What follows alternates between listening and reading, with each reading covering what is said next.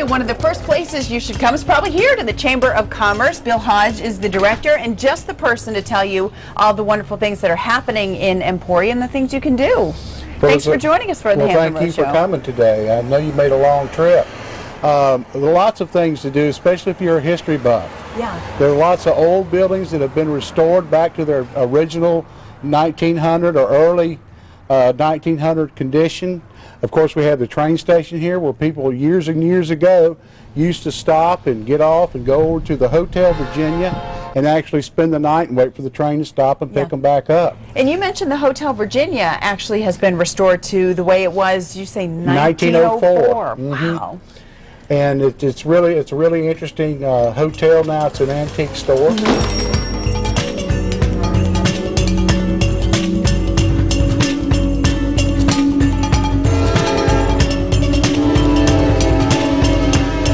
About the Klugel building, we noticed it coming in.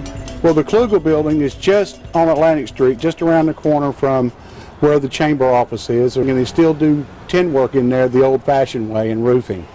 They still do it not with machines, but with presses that actually have opposite weights so that you can bend the metal and everything.